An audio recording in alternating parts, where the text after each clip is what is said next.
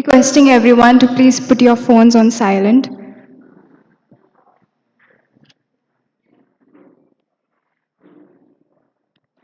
A glorious morning and a warm welcome to the principal, faculty, honorable judges, and my competitors and my dear friends.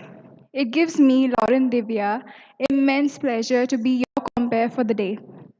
Since 1978, the Orator contest has been held for 40 years up to 2019. It could not be held last year due to the COVID 19 pandemic. Nonetheless, we are officially back with a bang. The famous Greek orator Demosthenes overcame his list by placing pebbles in his mouth and repeating verses when he was running or out of breath. Similarly, our competitors have spent no effort and dedication in their efforts for today. We wish them the best of luck. Now, without further ado, I call upon our Cultural Secretary, Ms. Avani Fernandez, to brief us on the significance of the Orator Contest.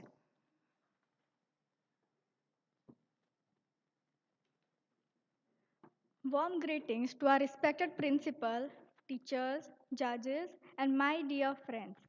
I feel extremely privileged and honored to be given this opportunity to introduce to you the Orator Contest. The Orator Contest in our college is an annual event looked forward to eagerly by management, faculty, and the students. Students from all streams compete for the Orator of Kamal Trophy, instituted by Jerry and Linda Rodriguez in memory of Balthazar Rodriguez in 1978. The contest provides a platform not only for honing public speaking skills but for voicing radical, alternate, and revolutionary points of view. The event is a stepping stone in the students' journey and the college's vision and mission of grooming and empowering the women of tomorrow.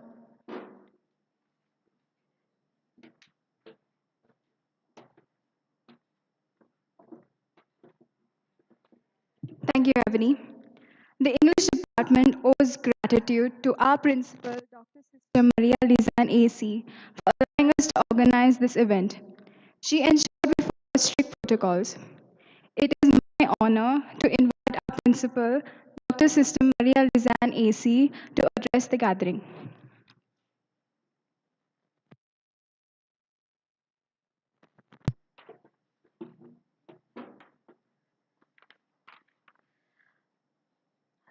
You have already been wished a glorious morning. So I will start with a normal, a very good morning and a warm welcome to all of you, the faculty, the judges, and you, my dear students. A special welcome to the judges for this event. As it has been already said, it's an annual event that takes place in Kamal College. It's an honor to be graced by your presence in our institutions. I'm pleased to have you, dear judges, with us to be a part of this event, and I'm sure you will enjoy it. At this moment, I do miss Roxana because she had some problem yesterday, and so she's right now with us because she took a lot of trouble to train the students for this contest. A few words about the college. It's a unique educational institution only for young women at the undergraduate level. As you entered, I'm sure you were welcomed with a spacious and verdant campus.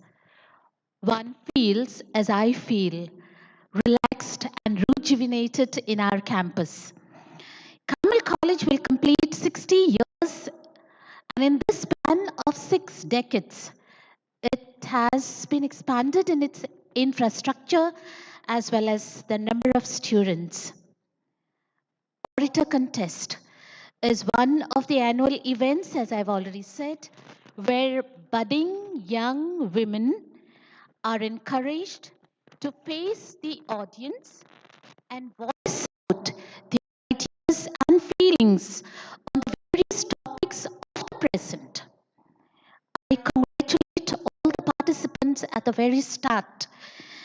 I'm sure you have mustered enough courage, confidence, confidence to stand in front of everyone and deliver your speech. All the best to you, dear students. I know you can do it and you will do it. As I end these few words, I feel privileged to open this event and once again welcome all of you. Wishing all of you an enriching and educative listening. God bless.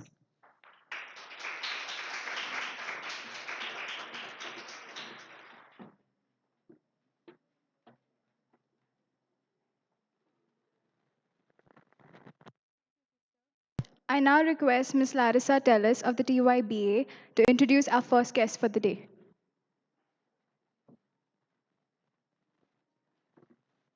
Ms. Elizabeth Walson, who was the former principal of Bharatiya Vidya Bhavan School in Vashi. She now heads the Encourage Empowerment Foundation in Goa, children and delinquents in the state with e-guides to help them cope with various subjects. She is also a vocal member of People for Animals, a Goa-based NGO. She is the city coordinator of Goa, a body that oversees and conducts all national competitive exams for higher education admissions. She is a self driven woman who faces the obstacles, remaining kind, sensitive, and empathetic. Patriotism is a word that comes to mind when thinking of her as the daughter of an Air Force officer and the wife of a naval officer. No matter where she is an Indian at heart and devotes her entire life to Goa and Bogmalo, where she now resides. It is an honor to have you, ma'am, with us today.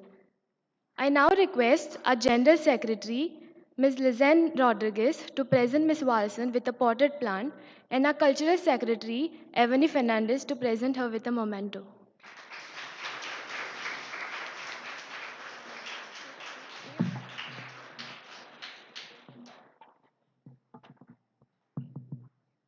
Ms. Joyce Mascarenas will now introduce our second judge. Our second judge, Mr. Godfrey Gomes, a radio jockey for All India FM Rainbow for over 10 years and an enthusiastic MC. Public speaking has been his passion right from the start of his career, which made him gain a career in marketing. He had 10 years of experience in marketing for a photographic firm.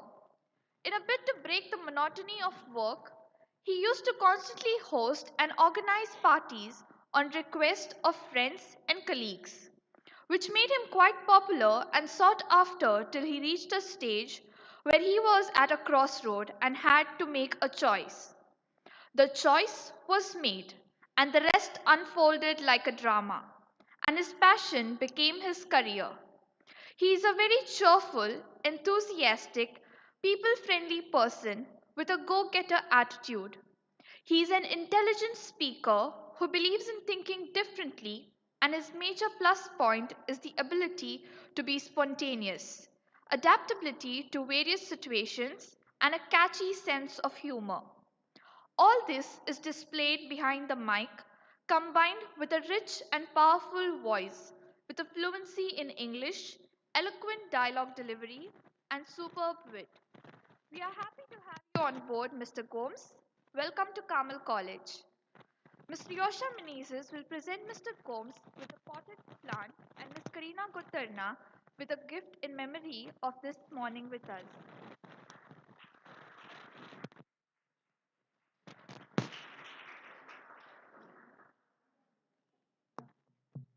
I now call upon Ms. Eshika Rocha to introduce our final judge for the day.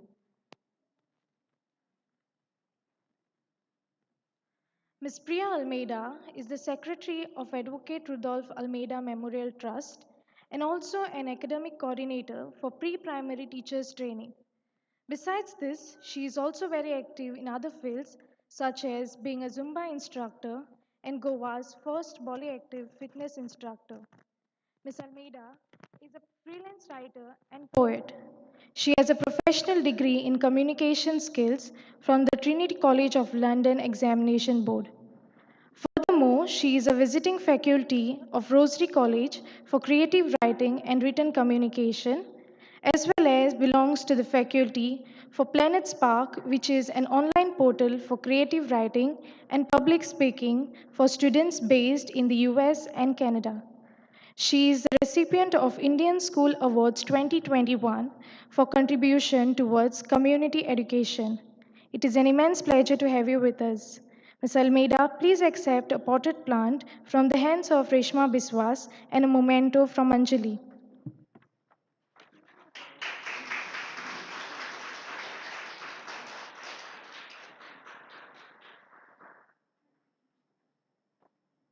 Thank you. Let's set the ball rolling with the first contestant of the day, Ms. Asta Modak, who will be speaking on the topic Online Classes, a Comedy of Errors.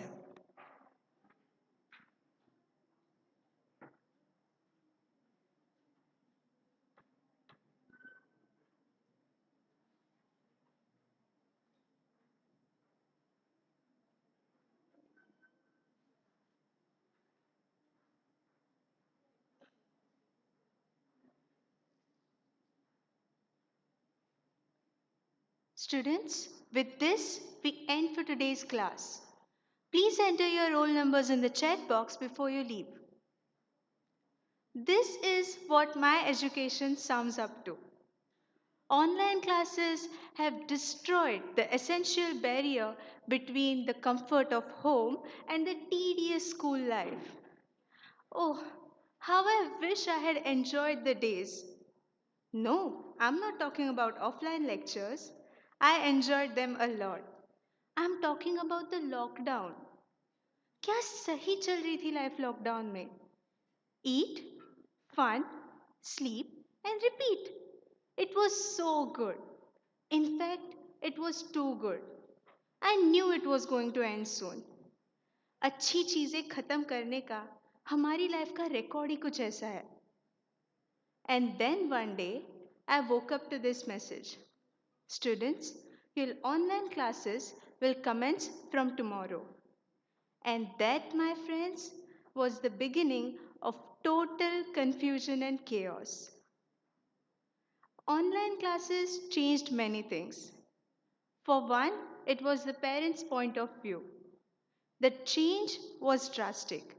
From हातीन phone दिसपाक जायना शिकपाक चल to smartphone जाय घेवया न्ही तूं फक्त chic. Laptops, smartphones, broadbands, data cards. Some more additions to the parental list of I did so much for your education. And those who didn't have supportive parents, well, they did what our films teach us. Throw a tantrum, throw yourself on bed and cry. Or best, threaten to harm yourself. Poor parents, they finally gave in. And what happened next is exactly like a Marathi saying, माकडाच्या हातात कोलीत. Literal meaning, a flaming torch in the hands of a monkey. Now, Indian social platforms were already suffering,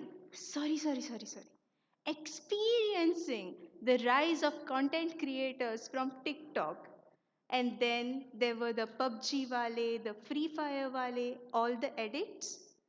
And now they had a valid reason to be on their phone all the time. Pranks and were inevitable, changing to weird backdrops, adding effects to their voice, or simply removing the teacher from the meet. Looking at all this, I realize again how glad I am that TikTok is banned in India. We don't want a crazy trend in the middle of class, do we? But TikTok ban हुआ तो क्या हुआ? हम India वाले हैं, हम कुछ ना कुछ तो करेंगे ही. Students, please enter your attendance. Priya, Naresh, who is this? Mia Khalifa? Is she a student? And who is this? This is not even a human face. Thanos? Students, I need you to turn on your cameras right now. Do it. Thanos turns on the camera, snaps his fingers, and no 50-50 here. All the students fade away. Now, some of this incident is reality, while the rest is a YouTuber's creativity. YouTubers have gained a great material from these online classes, and they are not wrong to thrive off it. After all, these online classes are way more creative than the TikTok contents and definitely more entertaining than the nepotists that we have. And online classes prove me right by going wrong in ways no one could have ever imagined. Students editing and posting their teachers' pictures on various sites, and links being leaked to such an extent that once an Indian parent joined the history class of Pakistan. I mean, can you see the level of efforts and creativity? कितने तेजस्वी लोग रहते हैं हमारे देश में, कितने शानदार विचार रखते हैं. Give these kids a medal. But you know what? Before that, give the teachers a medal. I mean, they also play a major role in making these classes funny. Sometimes sharing the screen with something way wrong on display, or sometimes sharing the wrong videos. Sometimes they are just innocent and get trapped in students' pranks. And sometimes they just have very loud family members. Okay, jokes apart, student teachers do deserve a medal. Why? Because they deal with all the weird stuff that students come up with. Imagine a drastic change in your career. Learning about Google Forms, Google Classroom, Google Meet, screen sharing, and what not. Finding the videos, doing the PPTs, creating the notes, sharing them. And then wasting so much of your time begging for responses and dealing with nonsense? Once I was waiting for my mom at the school. Yes, my mom is a teacher, so I know this pain very well. And I saw a teacher there who was talking to her laptop. Now, I say this because the teacher wasn't wearing any headsets and there was not a single response. The teacher was desperately asking, "Students, did you all understand? Students, are you there? Give me a yes or a no." Looking at that, I thought, if that was me, I would have said, "No, I don't get paid enough for this." But not our teachers. Yes, their situation is like Angry Master Ji sometimes. But they deal with the situation and go on. Like they say, when the going gets tough, the tough get going. That's the iconic Indian teacher. Tough as nails. Tough enough to keep calm when her earphones screech with, "अरे मार देगा तो भी थोड़ी सा begin मार." Turns out it was our gamer with mic on unmute. And then there were the occasional offline practicals. Poor single me, I went straight home. But my committed friends, they enjoyed their sweet little dates, Babu, Shona, and what not. If the practical batch ended at 4:30, it would be reported as, "Papa, आज नी मातसो late जातलो." हय 5:30 सोंपता batch. हय but ट्रॅफिकूय आसतलें न्ही. हांव 6:30 पावता. ओके हां. Why? Because parents know nothing about our new schedules. Once I was visiting my family friends. The auntie there, she is typical Indian auntie. So I knew gossip was coming when I saw the look on her face. And no, I'm not a gossip girl. But bhai, respect bhi koi cheez hai. So I stayed and I listened. You know, the neighbor's daughter, she says she has offline classes and goes to Ponda. And there she roams with her boyfriend. Shh, I know. And when she has online classes, she goes to her friend's house. Says she has network issues here. Huh, as if. I'm sure even there she talks to her boyfriend. Asta, maka sang ashe kide asta? And how could I tell her? Asheच asta. We need to make excuses, at least for friends, if not for dating. Or we will just forget how to socialize. Me and my friend, we talk a lot on WhatsApp, this and that, and all the plans.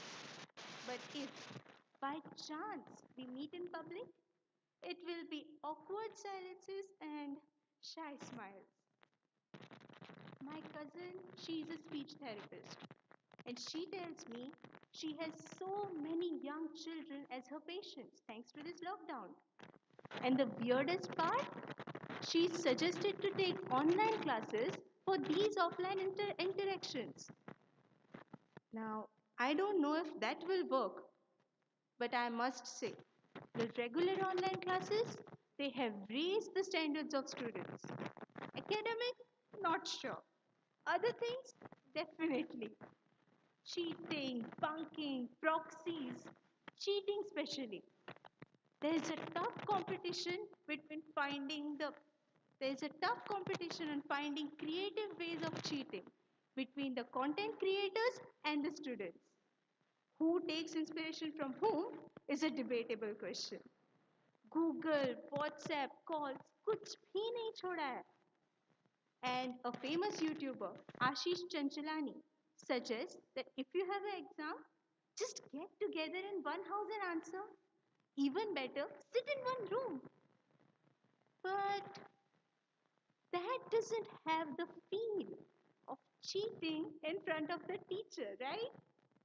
Slowly passing the chits or adjusting the sitting position so that the person behind could have a glance, whispering the answers, or calling to that one friend who never ever looks back, discussing the papers in the corridors and insulting that friend who came unprepared but got it all correct, sharing the tiffins and the water fights, the dirty chalkboards and the chalk fights, the long corridors and the flickering tube lights, graffitied benches and the secret meat sites, classrooms filled with laughter and memories. Oh, even thinking about it feels so right. But what's the point? Isn't it ironic that I mock the online education system while mentally preparing myself for future online semesters? Thank you.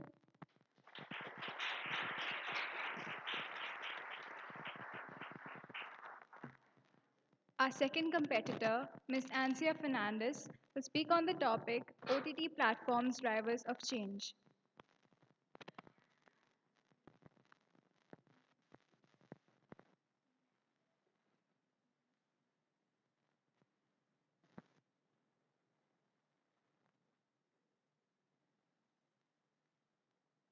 Many years ago, none of us would have imagined that we would have online schools and education in online mode. Nowadays, good connectivity is the must. The internet has enormously changed the functioning of most industries.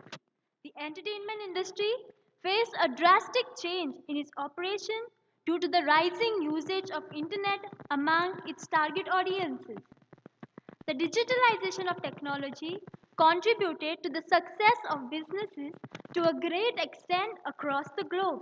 Now, the consumers are no longer dependent on their television sets for entertainment. OTT platforms have become very popular.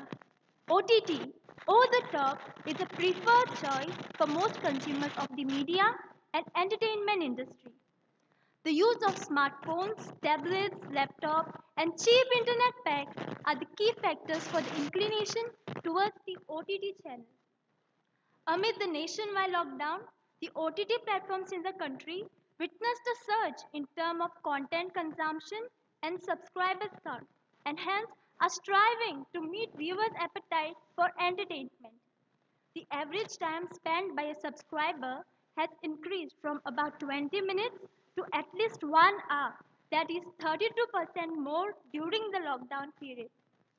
Subscriptions for Amazon Prime Videos increased 83%, and MX Player reported having witnessed a two-time increase.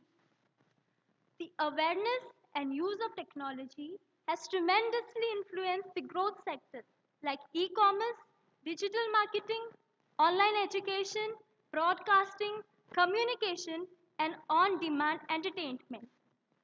The major OTT players of India are Disney Plus, Hotstar, Netflix, and Amazon Prime Video. Another major trend is the preference for vernacular, with 60% internet users preferring content in their regional languages. The OTT platforms are planning investments in creating original regional content, but Hotstar has already more than 50,000 hours of content in 8 languages. Digital India taking Bharat online, the government aims to deploy high speed optical fiber cables in rural areas to provide live streaming. Major sports events, news, concerts, and high profile entertainment events are being streamed live. Live streaming helps event organizers to get access to a large audience.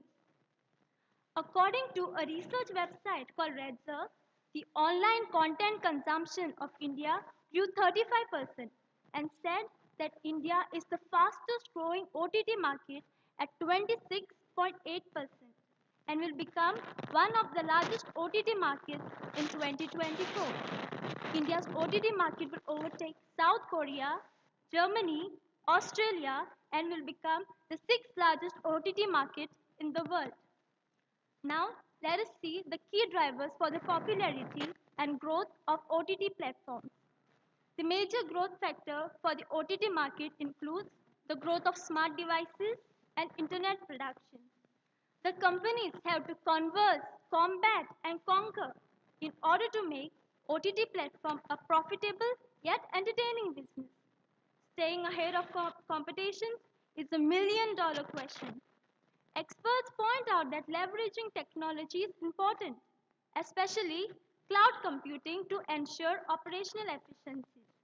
And they say that cloud computing is the most silent yet important catalyst.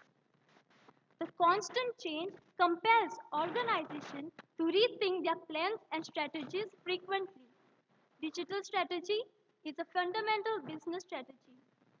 With the boom in technical specifications and rising usage of internet, the entertainment industry is performing very well with the help of the OTT platforms.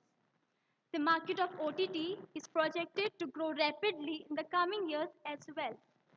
The OTT platforms are the drivers of change, a change for better and ambitious business. Thank you.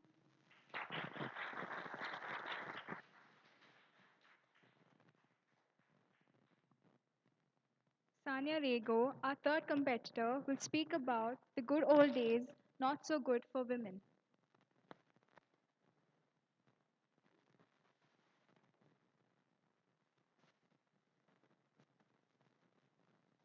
Let me tell you a story about my childhood. Whenever I was about to go to play, my mom always used to tell me this thing: Sanya, you better come home before 6. If I asked why, the answer always was, there are bad men outside. They will kidnap you. What else can a stereotypical Indian mother say? But me, who was just a small kid, would run home before 6. The reason I'm telling you all this story is because I'm quite old now. I know a little bit of self defense. I can stay out after 6, but not after 7:30. because after 7:30, I have to run back. Those good old days, as many say. What was so good about those days, especially for women? Those days where women were not allowed to vote? Those days where women were not allowed to pursue their dreams? Those days where women could not walk out of an abusive marriage? Or those days where young women were forced to marry a man much elder to them? Were those the good old days for us? As Mahatma Gandhi once said, the enterprising spirit of women knows no bounds. In courage and common sense, she easily surpasses the general run of the elite and educated men. She has means of her own and the needs of few. The country of India, most of all, needs them. According to the latest Indian census, there are 933 females for 1,000 males. Where are the missing women? Not a mystery, is it? Traditionally, women are considered to be the perfect homemakers and caretakers, looking after their elders, children, husbands. We are given the names of goddesses such as Durga, Parvati, Saraswati. But this Durga, this Parvati, this Saraswati were often kept isolated when it came to decisions related to family. Many of us here have played with Barbie dolls, right? What was the dream of Barbie? To marry Ken. Just imagine young girls like you and me were forced to play the roles of Barbie and Ken in real life. They were ripped of their childhood. Young women had no rights to marry their Prince Charming, but had to marry a frog that she avoided like the plague. Widowed women were granted.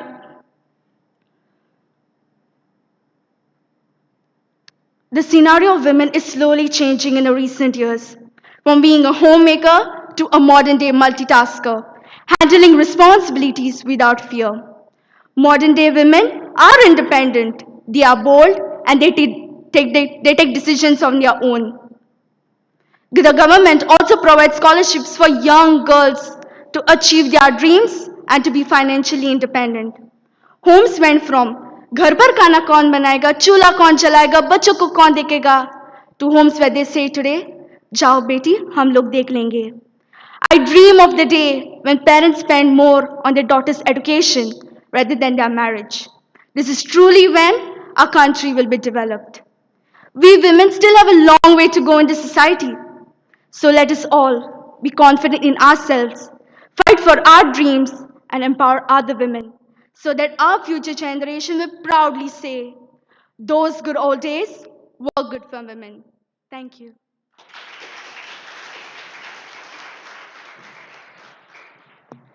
Next up is our fourth contestant, Giselle Camelo.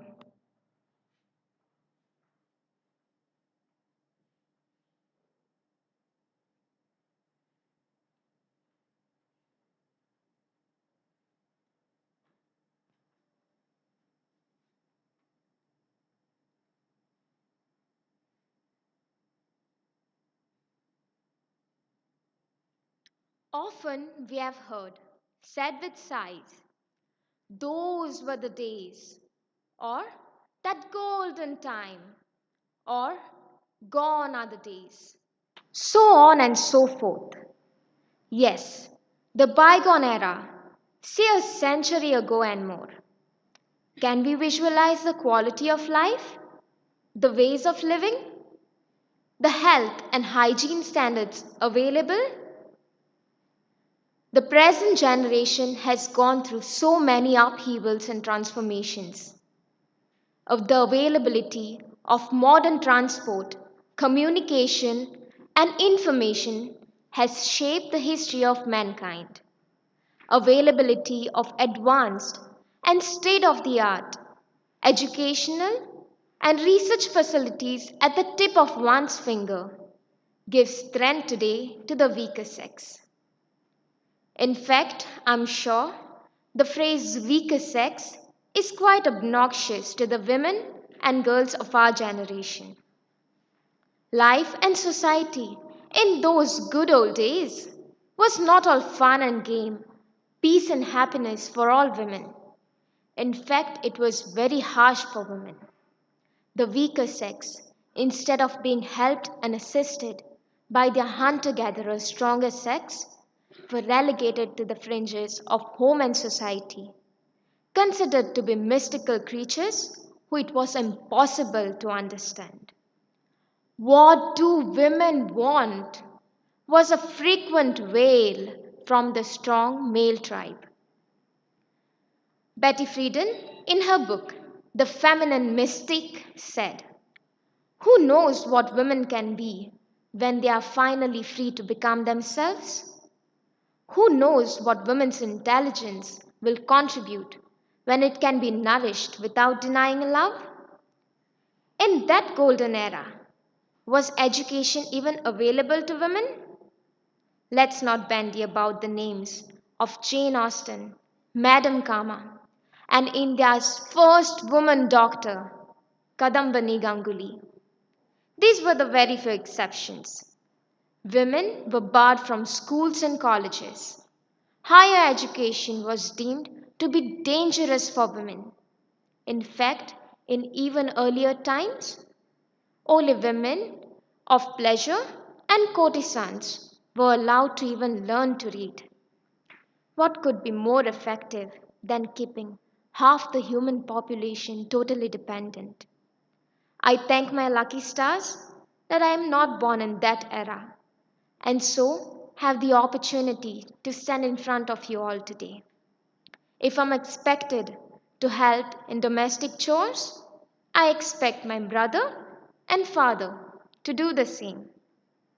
India, post independence, has passed diverse legislation to protect the girl child from abhorrent practices and superstitious beliefs. Yet, many of these still haunt the remote parts of our country, and I am grateful that I and my sisters were not victims to feticide or infanticide, or will be the slaves of child marriage, dowry, or be the candidates to the blessing. May you be the mother of 100 sons. Words fall short to describe the times when women had to sacrifice their life on the funeral pyre of their husband, even if the husband expired soon after marriage. Do you think that I would have liked to be born in that era? Would you have liked it? And even if a woman was widowed at a young age, would she have been allowed to remarry or even lead a dignified and decent life? There are countless facts and stories of the atrocities that the girl child underwent during the lifespan of in her past.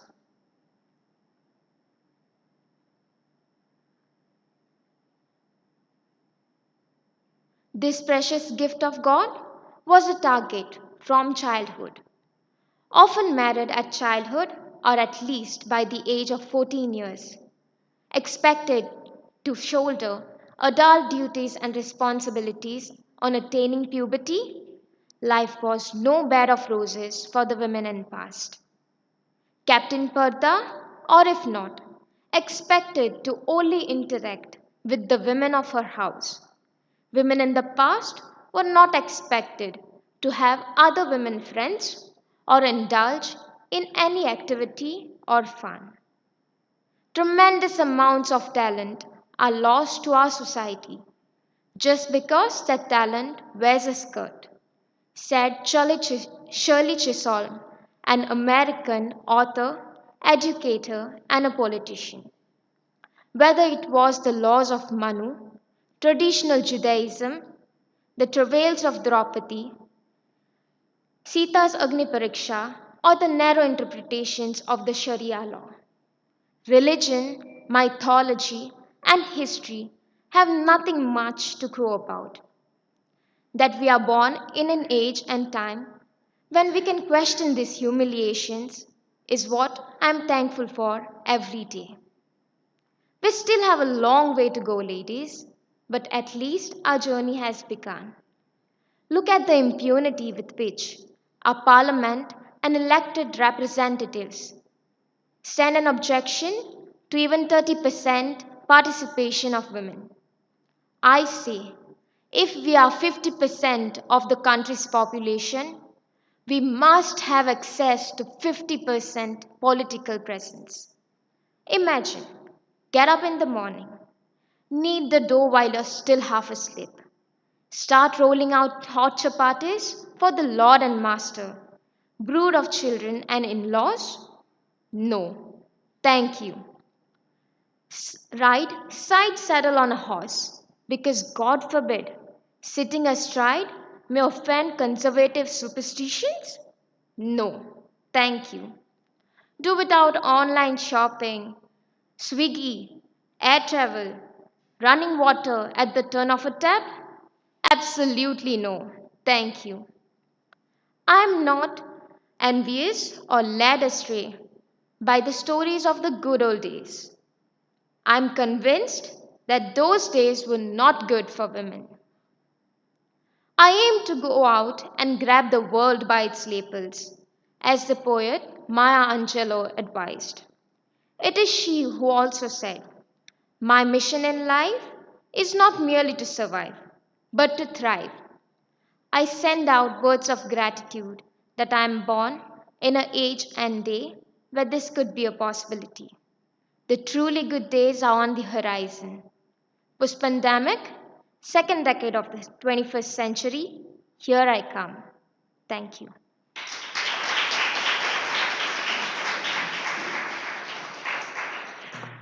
The fifth Miss Elsa Mascarenhas will speak on cancel culture, intolerance in the guise of activism.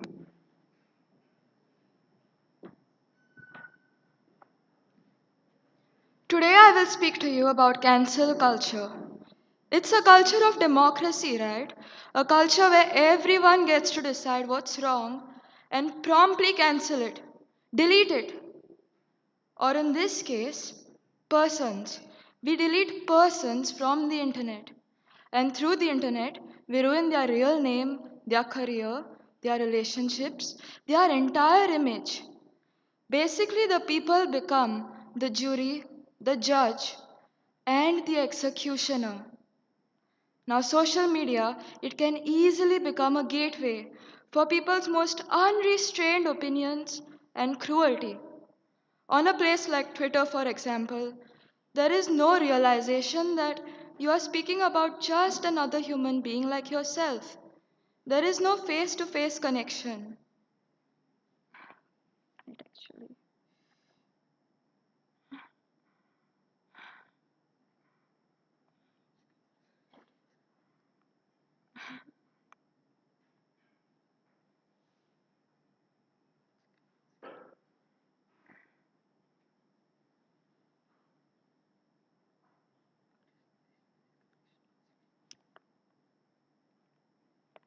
These people end up feeling like their own opinions are so supreme, so much higher than all the other random robots on the internet, that they have the right to force their opinion onto you. And if you fail to oblige, well then, they'll just cancel you. As if you were a mistake in a Word file, they'll just select all and hit delete. And for the initiators of cancel culture, this must seem so normal. Just cancel the person and move on. But put yourself in the place of that person. Imagine that what you once said as a sarcastic comment or a joke, it ends up being the reason your entire career gets ruined, or you battle anxiety, depression, insomnia, so much more.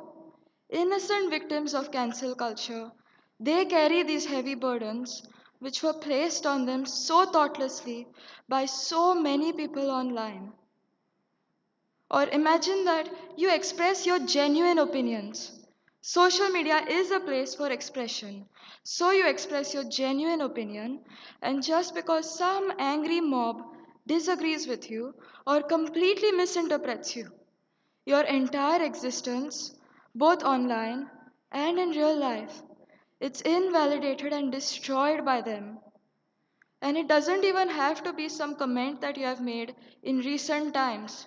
If anyone wants to destroy you, they can dig deep in the oldest comments you've made and twist something badly enough to ruin your entire reputation.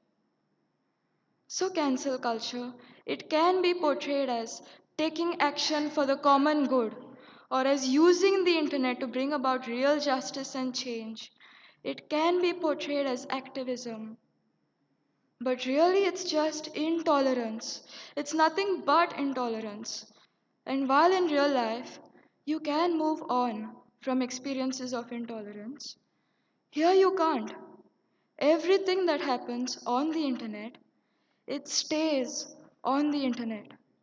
And the lives of these victims of cancel culture will never ever be the same again, even if they got cancelled for just some harmless joke. From among thousands of victims of cancel culture, ordinary people like you and me, not celebrities or pop stars. Let's consider Lindsay Stone. This woman, she had a colleague named Jamie, and Jamie on his Facebook page, he had a running joke about disobeying signs in front of signs. You'll find this kind of joke extremely popular, enjoyed by seemingly everyone online. So Lindsay, on her way home from a trip, merely to participate in this silly little joke, she stopped by a cemetery. In front of a sign that said silence and respect, she posed as if she was screaming. Jamie took a picture, he uploaded it to his Facebook page. Now, what could go wrong, right? Well, next thing you know, Lindsay's phone is buzzing non stop with comments of hate and disapproval. Her silly little joke, which got cut off from its context, was now portrayed as hatred and mockery of those who died in the war. Next thing you know, there's a famous Facebook page saying, "Fire Lindsay Stone." And indeed, she was fired. She lost her job. The demonization she experienced from various strangers online was so bad that she barely left her home for an entire year, battling depression, PTSD, and insomnia.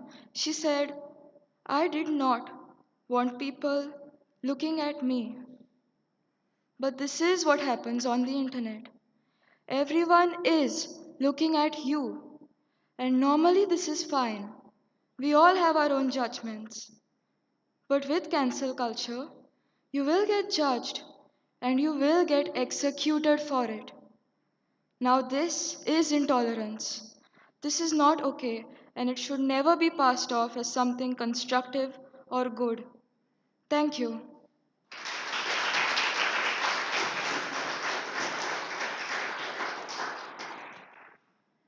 Sorry for the interruption, but I welcome Sister Isha Priya, our provincial councillor who's amidst us here. A very warm welcome to you, Sister. Hope you will enjoy this program here.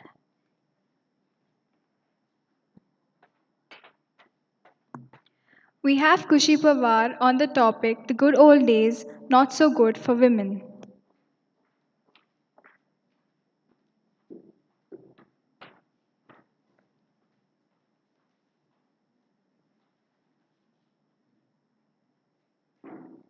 Good morning to all the lovely people. I'm really glad that 90% of the room is filled with women today. So I would request all of you to think of a scenario in your head. Imagine the most important decisions of your life are not taken by you. You are not sent to school. You are stuck in the kitchen. Preparing food and doing all the house chores is your first priority, and attaining education is not.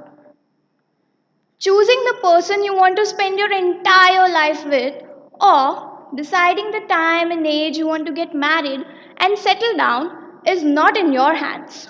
But you are forced to get married to an advantageous guy as soon as you hit puberty. Okay, as per the cultural, social, and family norms, you got married. But unfortunately, your much older husband happens to die. Now what? You will move on with your life, right? No, no chance. Let me introduce you to the idea of sati, wherein you too have to sacrifice your life. Why? Because the love of your life is dead. You too have to burn yourself into ashes with your husband on his funeral pyre. What happened? Your husband hit you? Shh, keep quiet. It's fine. They are men. They tend to get angry most of the time. It's not a big deal. Calm down and don't make it an issue. It's okay. Instead, learn ways to keep him happy. Be the good wife. Oh my god, you're pregnant. Congratulations. I'm so happy for you. I hope and I will pray that it's a boy.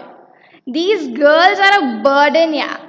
All our hard earned money will be spent on their dowry.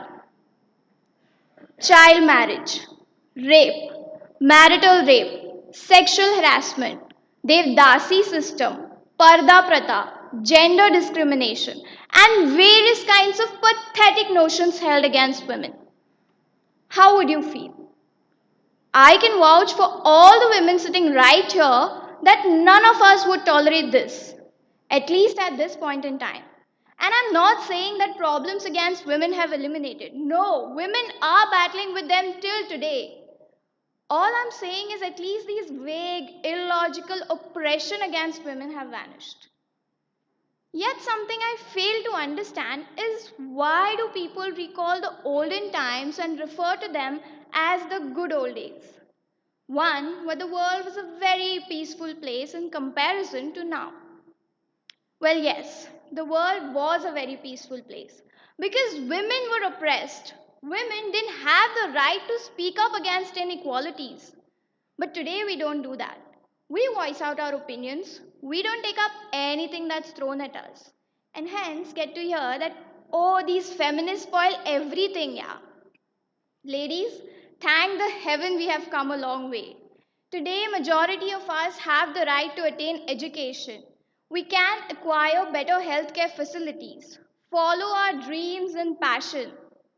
Most of us know how to ride and drive. Do you remember the time where women couldn't do so?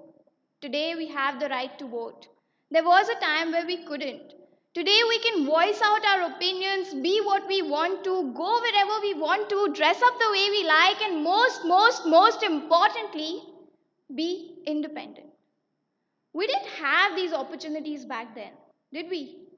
We have them today. I know that cooking is a life skill and not a gender based role. Only men can be career driven. Says who? There are tons of women out there who are setting perfect examples that women can be whatever they want to. Only boys and men can play sports because women are weak now. Today, Indian women are making the entire nation proud year after year by winning medals at the Olympics. Have you all heard this line that says, behind every successful man, there is a woman? This line really irks me. I don't understand why behind. Why not beside? And I don't think it's relevant in today's time because women are so busy making themselves successful that we clearly don't have the time to stand behind any men. Do we? No. Yes, that's how far we have come. And we surely have miles to go. Those weren't the good old days. We are in the making of these and even better ones to come. Towards the end, I would like to acknowledge the women who did speak up back then, the ones who brought about a revolution. Without them, we wouldn't be here. I wouldn't be here expressing my opinions on the good old days and why they weren't so good for women. So let's empower women every day and remember that there is nothing that we as women cannot achieve. Thank you.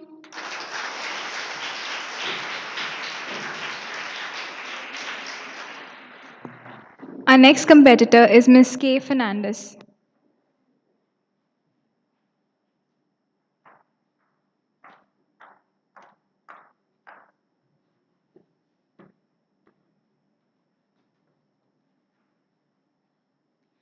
Did you know we humans are the only animals on earth that think the female of our species is weak? Have you ever met a woman? Not weak at all. Could you ever imagine pretending any other animal is weak just because it was the girl of that species? No. You would not be standing at a beach going, oh my god, I cannot believe Larry got eaten by a girl shark. We women are not given enough credit for the work we do. These good old days that everyone talks about, the only good thing about them is that they're gone. And even though we are in a much more modern world today, we are just 10% better. Not much has changed, even with a lot of changes taking place. Talking about education, the literacy rate of women in India is 70.3%, while male literacy rate is 84.7%. Why the 14% difference? Because in some corner of India, female infanticide is still taking place. In another part of the country, girl children are still being aborted because male bloodline rules. And secondly, because girls are pulled out of school the moment they hit puberty, with the thinking that they are ready for marriage. Can you believe it when I tell you things like this are still happening? Yes, you can. Because this is India. Moving on to equal pay for men and women. In the earlier days, women were denied jobs because they would get married, bear a child, and leave the job. It was in 1961 that the Maternity Leave Benefit Act was passed, ensuring 12 weeks of paid leave post delivery. Men and women get paid equally for the same amount of work in government jobs. But there is a 30% difference in private sector and film industry. A female lead actor is cheaper than a male. And if that is the case, what about the laborers who build our houses, schools, and hospitals? Do they even get paid enough for the amount of work they do? Toiling in the sun, and yet a pay that will suffice only for a day.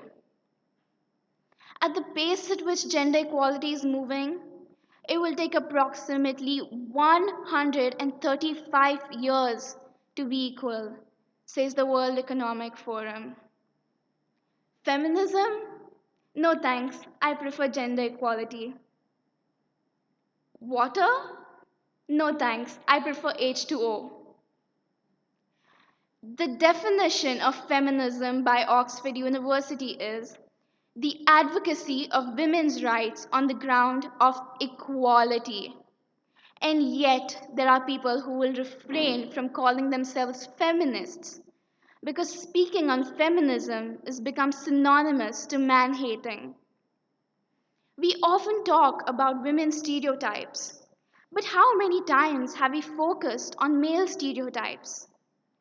Ever since the boy is born, he is told time and again that he is the future provider and that the women in his life will depend on his income, which makes the man think he is superior, in turn, making him bossy and aggressive. If for once we stopped pressurizing the boys, so much so that they won't feel the need to be aggressive, then women don't need to be submissive. And if men won't feel the need to be controlling, women don't need to be controlled. What I am trying to put forth is that if we stop controlling the boys, the women will be free. If we want to see society change, we must change ourselves first. Change the way we, the women, bring up our boys. Quoting Mahatma Gandhi, be the change you want to see in the world. I don't know about you, but I, for one, am thankful every day that I am born, live, and breathe in this evolving world.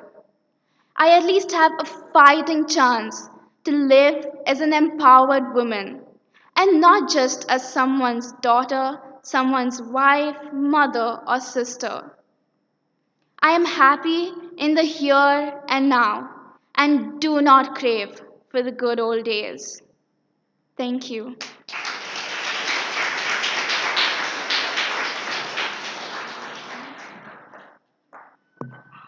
The eighth participant for the day is Carmen Miranda on the topic I'm a politician and I'm loving it.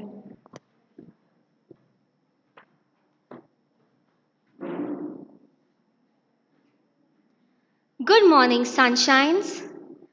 Google says I'm professionally involved in politics and a holder of an elected office. Doesn't this sound like I know about the law and I have a degree? However, education doesn't matter. I'm not highly qualified. I merely completed my SSC with a lot of prayers and very little peeping. My mother proudly tells everyone that she is the mother of an honest politician. Some spoilsports say this is equal to a lady of 10 nights saying, I'm a prostitute, but I'm a virgin.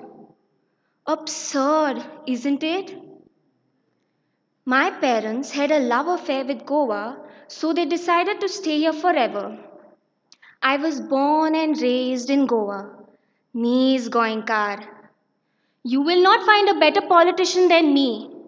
I'm a true feminist. That's because I have three daughters and all three are girls. I care deeply about the well being of others. You there! You're obstructing my way. How dare you move before I complete my speech? I'm not good at pretending. I can never come up with schemes and false expectations for you. Did you all like my Diwali gift? I decreased the prices of petrol just as I promised. I have no need to buy your votes. I know you will all vote for me anyway. Why? You didn't ask, but I'll still tell. You see, I'm not like those politicians whose only motto is for me, of me, by me. I'm different. I'm special. I'm unique. And some may even say I'm incomparable. Of course, you all know that. We are all intelligent and educated people here, aren't we? Now you will ask me, how did I become a politician? The romance, the drama, the rags to riches story. I don't have a rags to riches story, but I do have a rich to richer to Swiss bank account story.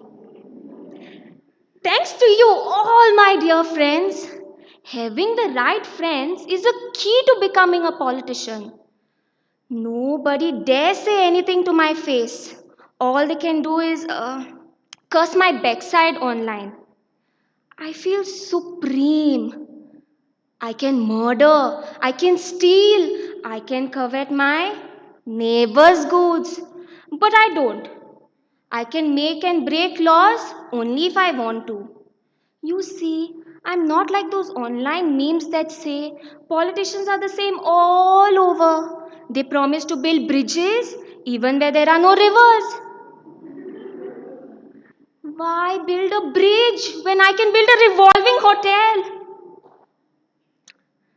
Politicians have always had a unique relationship with the nation, a hate and love relationship. You think I use your hard earned money to travel for free and make fabulous decisions? That is simply not true. I just spent 3 hours explaining that to you. You think my life is easy? I had to do a lot of sacrifices and a lot of hard work. Some may even say I sacrificed my values. Though let me tell you, I had very few. I sacrificed family time, good relationships, and even my sweet, precious sleep. And the list goes on and on. And who did I do it for? For you, my dear friends. But it was all worth it because being a politician needs investment. Investing time and money on the right people. Corruption, that is something I can never even think of. Politics is my passion, not my profession, and certainly not my vocation. What does that mean, vocation? It's another thing that my profession and passion go hand in glove. Hand in hand. What's my profession, you ask? Well, I'm a business person. Hotels, casinos, smuggling, trading imports exports. I do a little bit of everything. I have very good business sense. Let me give you an example. During the pandemic, I started a pharmaceutical company. Smart, right? Let me end my speech by telling you to vote for a passionate and honest person. Someone who can keep your secrets and is ready to sacrifice everything, even her sweet, precious sleep. And that is me. If elected, I will continue to remain honest and promise to give you nothing, just the essence without the noise. Thank you, thank you. Jai Hind.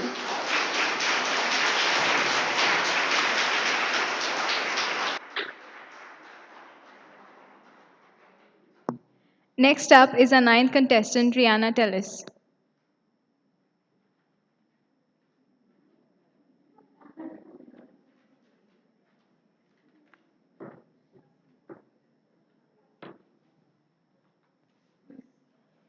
Did you guess who I was?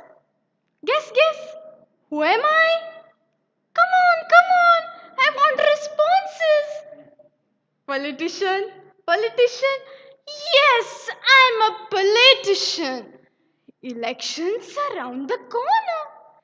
And the trending word right now is politicians. The air is rife with saucy scandals and stories so finger licking good that I'm loving it. Have you ever considered a career in politics? Why not? Then tell me, what other career do you know of where you can become a millionaire in months? Becoming a politician is like winning a lottery. Are you still not convinced?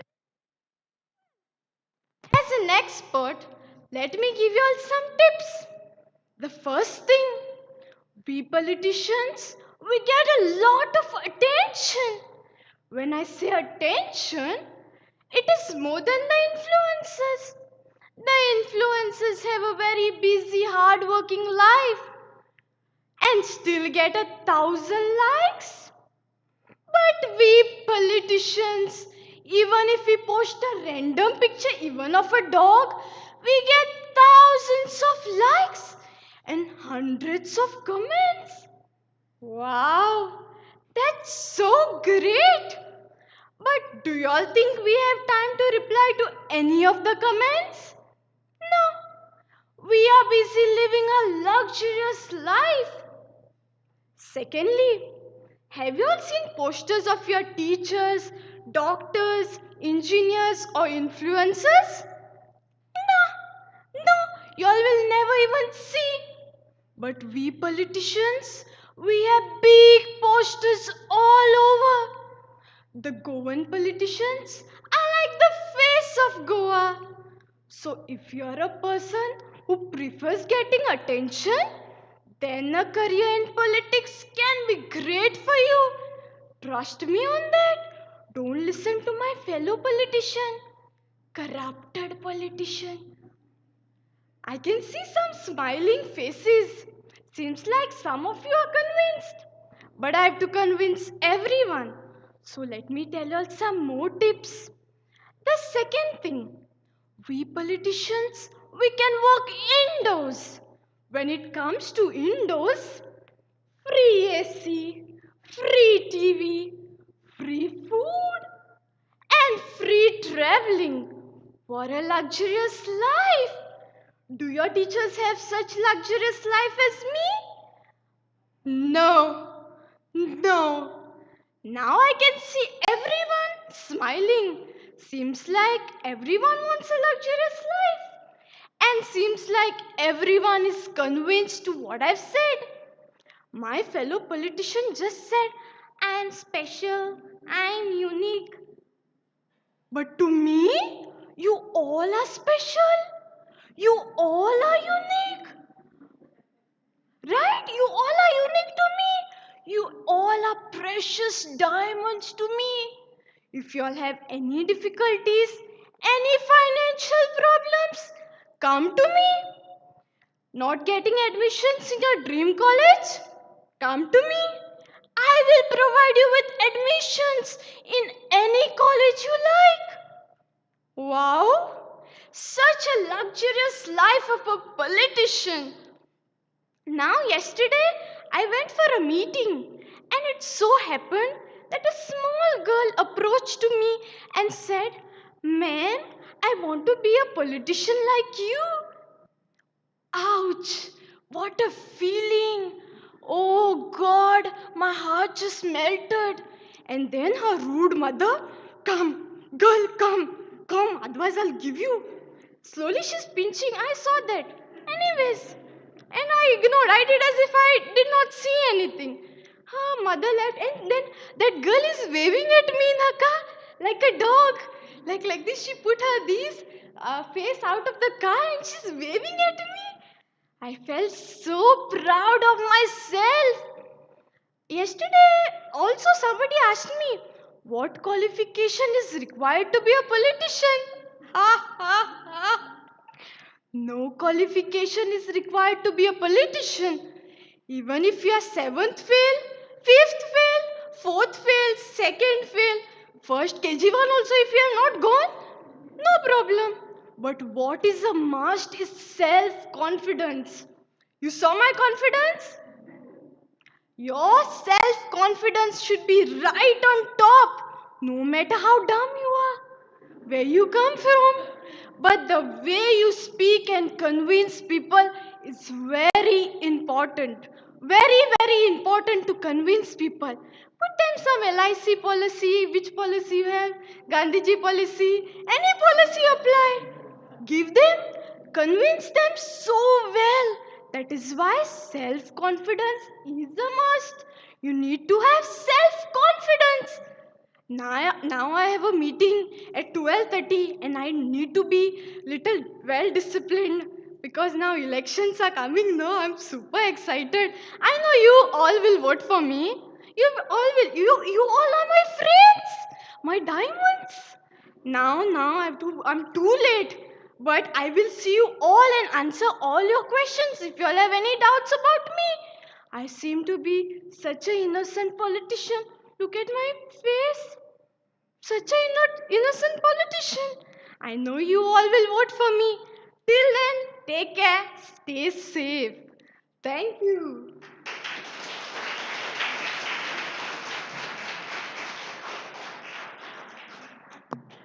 Mr. Beta Fernandez, our 10th competitor for the day, will speak on the topic The New Normal, a Tragic Comedy.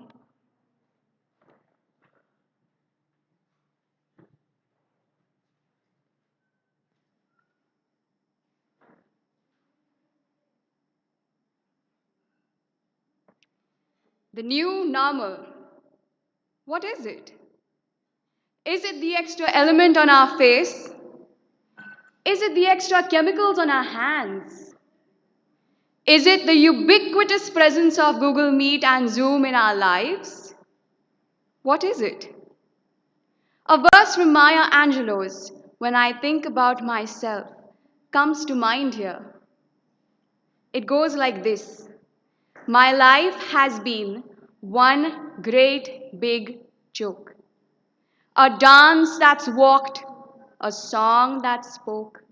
I laugh so hard, I almost choke when I think about myself. Funny. Funny how these words blend with what we've been through these past 2 years. I remember feeling the same way at my lowest during the pandemic. But days progressed. It struck me that a joke is often very serious. It has a subtext that has myriad meanings and shades. Halfway through March 2020, I was all geared up, preparing to answer my second semester end examinations, and then snap! Suddenly, we were at war. This gave a new meaning to the morning after. The morning after the lockdown was announced. The sun rose as usual, the backyard birds chirped. But I was terrified. Other than the sounds and smells of nature, the air was heavy with pin drop silence. Had we shifted? Was I still at home?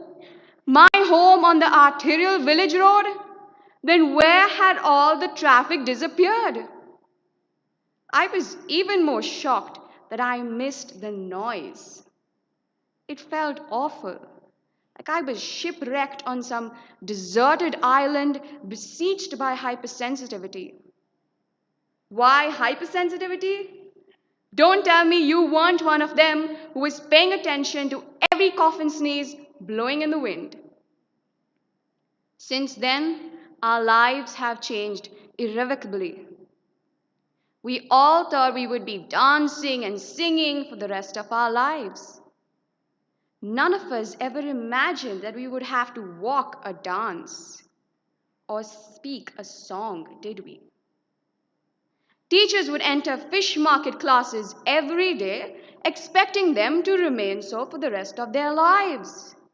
But now they simply have to bear up with silence, a void, a gaping virtual black hole. The other day I passed by Karanzalam Park and saw weeds growing there and nothing else. The children, they were safe back at home playing video games. Classroom walls yearn for voices to ring in them once again. But when? And would they even, with our voices being muffled under the masks we wear? The masks we wear have taken a new, rather menacing meaning. Like a bolt out of the blue, Google Meet and Zoom have made their way, got their pay, and are here to stay. But you know what? The pandemic did hit the gas pedal on ease, and that's a good thing with the fuel prices being hiked. But seriously, nobody wants to work in an office cubicle anymore. Not at least when they can work at home and not be bothered about choosing an outfit for their next meeting. Couples opted out the glamour and the glitter of weddings and turned back to the age-old tradition of an unpretentious home wedding. The lockdowns drove people's hidden chefs insane. And talking about food, grocery shopping seems like an adventure of its own nowadays, while online shopping has hit the bar. And yes, we will continue to travel, but our compasses have been reset. Reset for good. What I'm trying to say is that, new normal or not, we have learned how not to only survive, but thrive, and do so with some passion, some compassion, some humor, some style. COVID has been a wake up call for gratitude. So let's be grateful we've got a chance to adapt to a new normal. So many didn't even make it to this new normal. Let us embrace this new normal with an attitude of gratitude. Thank you.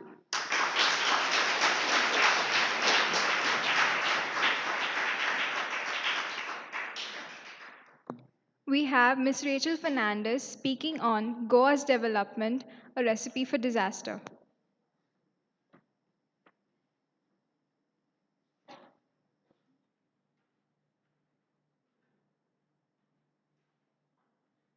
Is Goa's development a disaster? We'll need a measuring tool for the same before we draw any conclusions. What better than the United Nations SDGs, Sustainable Development Goals? The target date is 2030, already creeping up on us. Let's determine what Goa started with and what it has achieved as of date. We all know the 17 SDGs ranging from no poverty to peace and justice. Broadly, the SDGs concentrate on food availability, jobs, health, safety, clean water, and energy. Goa is blessed with a 100-kilometer coastline of pristine beaches, rich biodiversity of flora and fauna, thick forest coverage, and very large deposits of iron ore. The irony here is that most of the 17 SDGs were already achieved way back in the 70s. No hunger or poverty, good health and well being, clean water and sanitation, reduced inequalities, sustainable cities and communities, life quality index with peace and justice. We can safely say that Goa had in fact started with 12 of the SDGs safely in its pocket. We had to just concentrate on 5 SDGs: quality education, affordable and clean energy, decent work and economic growth, industry, innovation, and infrastructure. Where are we on these 5 SDGs today? In 2017, amongst Indian universities under the National Institute on Ranking format, the GU rank fell from 20 to 64. In 2018, the GU rank fell further to 68. And now the rank slid to 93. Far from achieving this goal, we've fallen further behind. Quality education is a question mark in Goa. Next, decent work and economic growth. Goa's mining industry has been totally destroyed by the authorities. Our government betrayed thousands of mining dependent families, causing them to lose their jobs and income, pushing them into poverty and debt. We are now nearing a decade with no solution in sight. The solution being considered does not address a very relevant risk. The mining deposits will ultimately be exhausted one day, and no provisions are being made to ensure that those living off the mining industry will have alternate means of income. The mining industry also kills sustainable goals 3, 4, and 6. Our wells were contaminated, and Goa's PWD was unable to cater to all the people to provide clean drinking water. Illicit dumping of mining rejects was done rampantly in forest areas. So it has become a catch-22 situation. Start mining, kill the Goan ecology. Stop mining, push thousands to death's door. Tourism is the only other industry the government is concentrating on to address SDG 8, decent work and economic growth. How have we fared here? Goa has developed the pristine beaches by increasing hotel accommodation, by building hotels illegally. But they did not provide sewage treatment plants in any coastal belt. This should have been the primary development considering 90 lakh tourists visit Goa when the local population is just 15 lakhs. All the tourists camp in the coastal belt. Where does all the waste go? Once E. coli enters a water body, WHO says that it cannot be used for drinking purposes. The Sustainable Development Goal goes poof. The mushrooming of massage parlors are merely fronts for prostitution, drugs, and crime. The National Crime Record Bureau report for 2020 highlighted that sex trafficking in Goa is 1.1% per capita population, which is the highest in the country. Child sex predators from India and abroad have found Goa a haven for their acts of debauchery. Look at how many goals have gone from achieved to impossible to achieve by 2030. A major contribution to the tourism industry has been the ever-increasing drug trade. International frightened politicians unable to confront them have in fact formed partnerships with them. News of the police and politician nexus with the drug lords have surfaced only to be hushed up. In one case, such an officer, instead of burning confiscated drugs, which is mandatory, put the same back into the market. Health and safety, poof, the balloon has burst. Bubble, bubble, toil and trouble, fire burn and cauldron bubble. For a charm of powerful trouble, like a hell broth boil and bubble. Remember the witches from Shakespeare's Macbeth? That's the recipe for our Goan development, a total disaster. Thank you.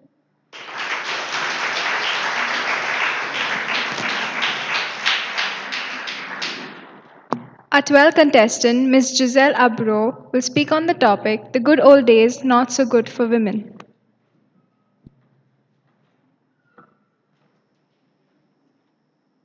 We claim that India is our motherland, a place where all women are treated as goddesses. Yet, we have one of the highest crime rates against women. In a country which is the world's largest democracy, still women have to fight for their voices to be heard. Indian women have been leaders in politics, businesses, entertainment, finance, and yet they are belittled and even treated like second class citizens even today. You think women in the Indian society are treated bad today? No, my friends. In the good old days, it was much, much worse. Indian culture has always portrayed women as the pillar of the household. But this special status comes with a lot of requirement. Women are the pillar of the household, but it is the man who has given her this status in the family, and thus she is obligated to fulfill his wishes. As long as a woman sticks to the set of rules made by men in the family and in the society, she is considered as a goddess. And when they don't, they are deframed as demons. For example, take the birth of a child. The birth of a girl child was often considered to be a curse, whereas the birth of a male child was the cause of a celebration. This is why, my friend, female infanticide was a common practice. But thankfully, it is less common today. Earlier, one hardly had to wonder why widows in the Indian society preferred killing herself rather than living. Widows were barely tolerated and simply seen as an extra mouth to feed in the family. Social, cultural, behavioral set and expectations on women were highly biased in the good old days. Sure, we aren't perfect today either, but aren't we better off? Back then, gender roles and rules were set to stone neither by her father, brother, or the elder son. Adjust, compromise, cooperate. These were the commands she was expected to abide by. Today, more women are enrolling in higher education and even at a higher number than men across the country. Today, women working in the government service are getting equal pay than that earned by their male colleague. Today, women are rejecting demand for dowry and releasing themselves from toxic relationships. Marital rape is not a taboo anymore. Aren't we better off today? To anyone who says, the good old days, I say, no, thank you. You keep your good old days to yourself. I am happy to be a girl, to be born in the 21st century. Thank you.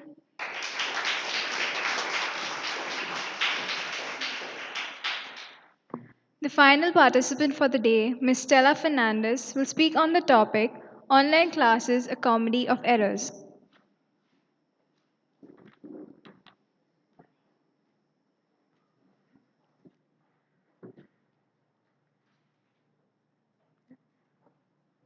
Have you anytime said, I wish time stopped or we get a lot of holidays?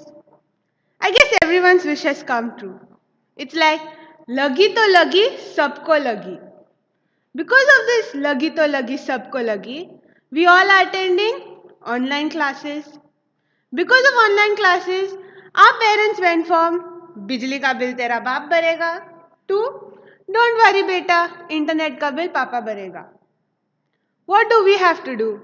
Get up in the morning, brush our teeth, apply no makeup और गुल्लू गुल्लू meet join करना है. Speaking about online classes, I've learned a lot.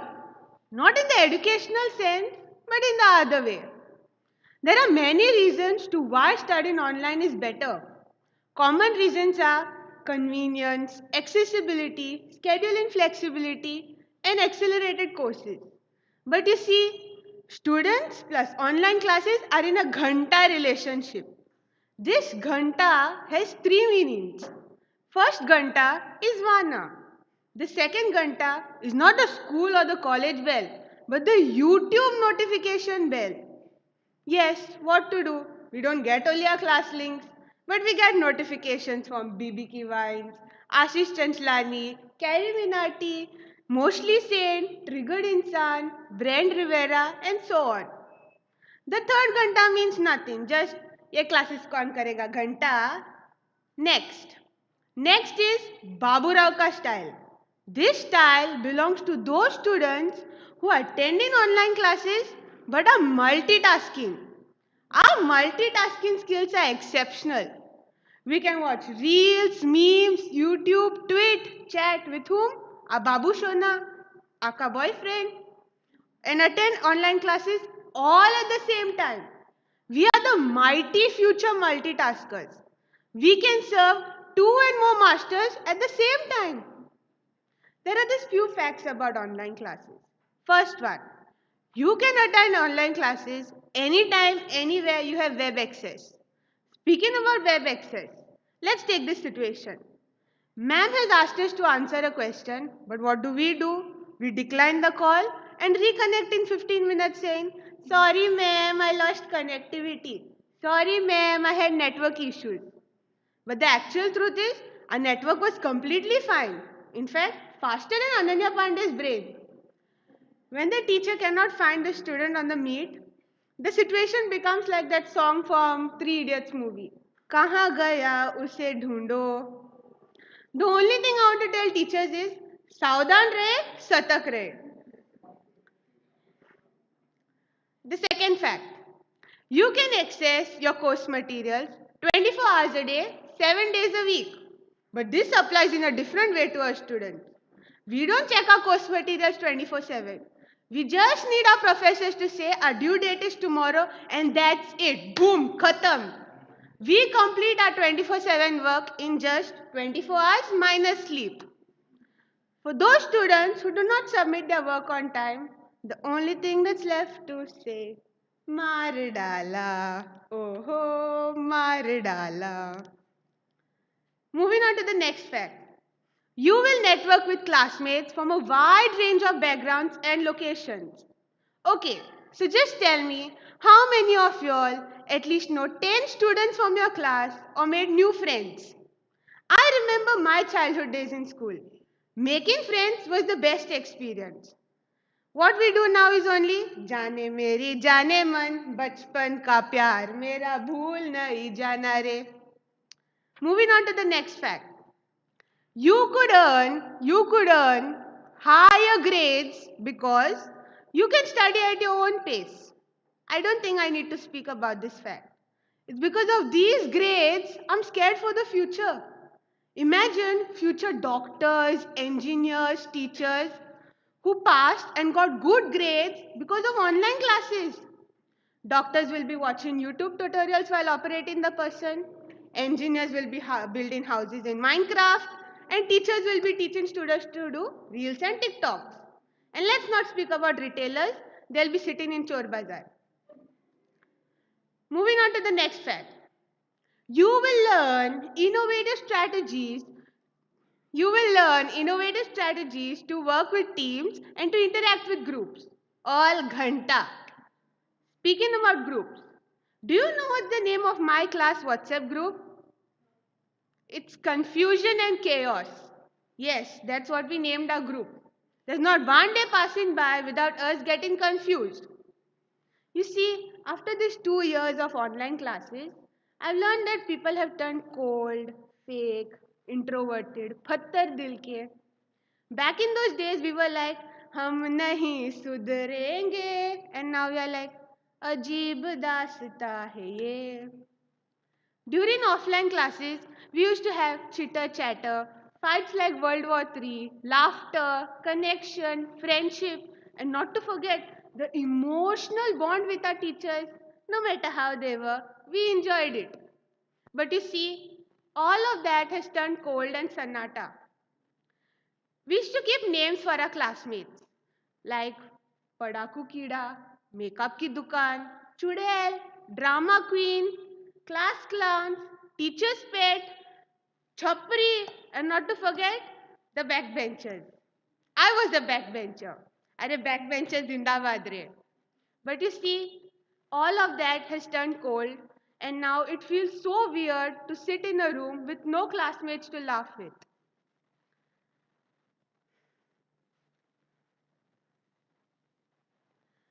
Deep down inside here, every student wants to come to college, and I'm 100% sure about it. It's like, कुछ कुछ होता है corona, तुम नहीं समझोगे.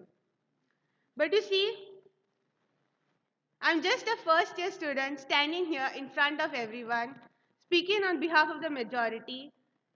Though the reality is difficult to swallow, the only thing I can think of is, अपना time बाबा कब आएगा? अच्छे दिन आएंगे, कब आएंगे? Hope it is sooner than later. Thank you.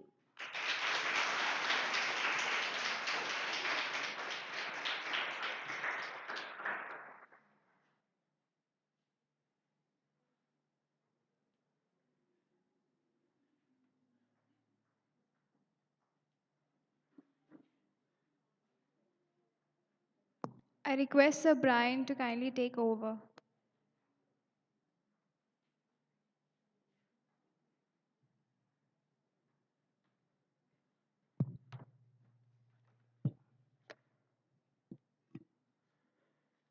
Hello students, respected principal, respected judges, and my dear friends. We're actually keeping very good time here. We are now in the closing moments of this extremely exciting Orator of Carmel contest, and we have seen a wide range of topics which have taken us through the travails of student life today, primarily. And while the judges are waiting and the students are waiting for the announcements, in fact, the totaling is all being outsourced. So we have some very technical people doing it, with the entire know-how so that it's all very transparent. We will like to invite Elizabeth Walson to speak about the competition and to share her words of wisdom. Ma'am Elizabeth, please welcome Ma'am Elizabeth.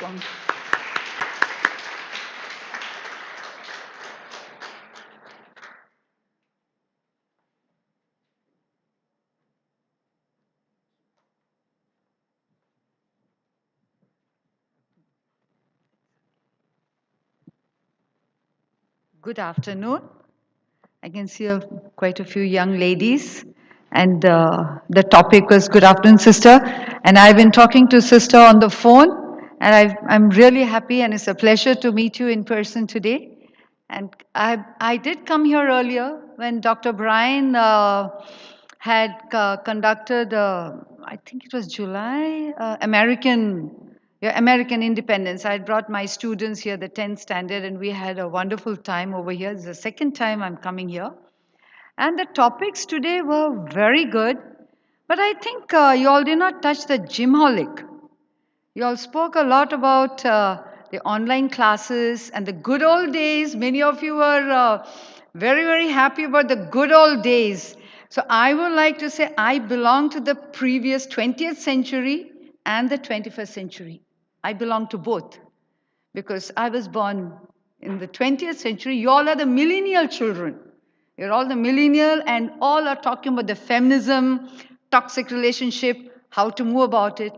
But somewhere down the line, I feel it's not the toxic relationship or having what you want, because our parents nowadays are very good to us, the children. In fact, I feel the parents are more scared of the kids than the students or children are scared of the parents, because in school, I am a tough taskmaster.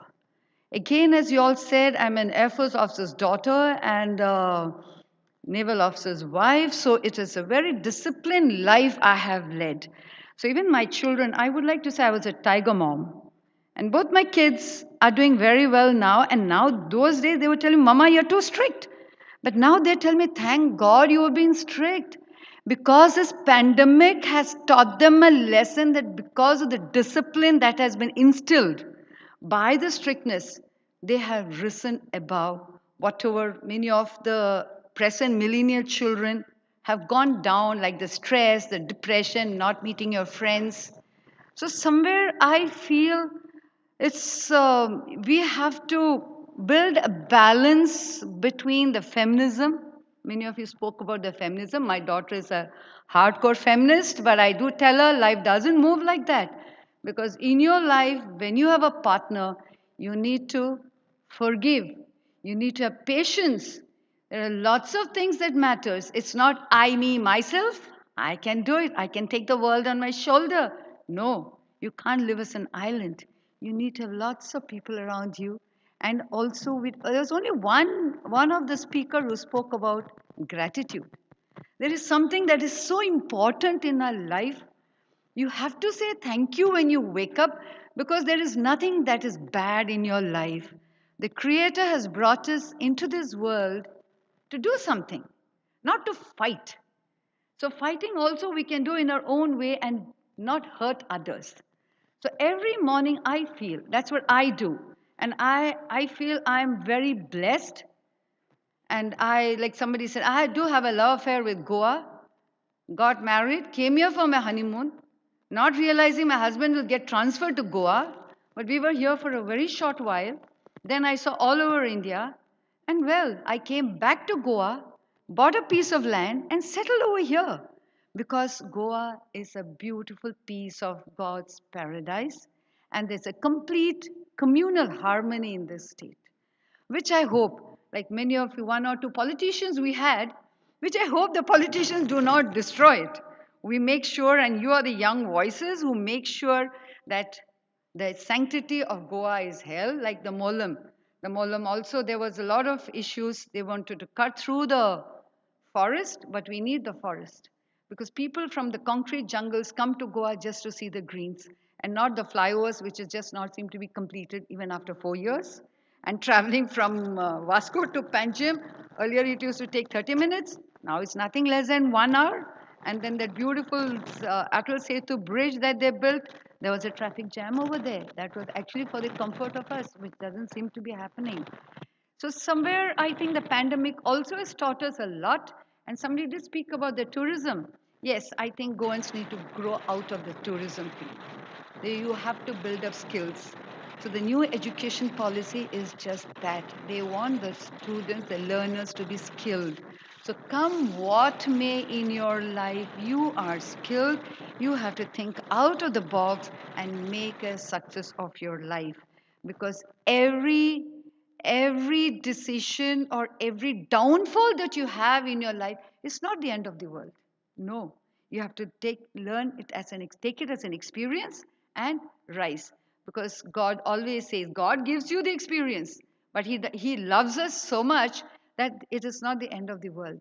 He is giving you something, learn and grow out of it. And do not commit the same thing. Then we end up being dumb. We are not dumb. God has given all of us brains. And I think today's topic was good, but some of you could have spoken about gym because many of you started going. I think I can see a lot of people cycling. Cycling has really taken up during this pandemic. I don't see girls. It's mostly the men who are cycling. Yeah, I don't see girls. But we have to keep ourselves fit because fit is also very important. Live life in moderation, and you have to say thank you in the morning when you wake up to your creator, to your universe, and before you sleep also you say thank you. You will see that there is a change in your life. And all the best to the girls of Carmels because my daughter also passed out from Carmel School and she is a woman of her own mind. And I know in this college, Sister Dr. Brian are all training you to be independent young girls, but balance it, live in moderation. God bless you all. Take care. Stay safe. Thank you.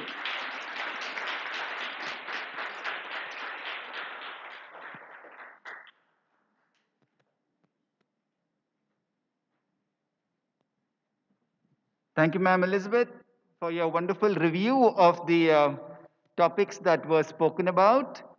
And we're going to give the judges some more time and the people who are totaling some more time as well. And we are honored to have Godfrey Gomes in the house, the RJ who works for All India Radio FM Rainbow. Godfrey, can we have your thoughts, please? Please welcome Godfrey.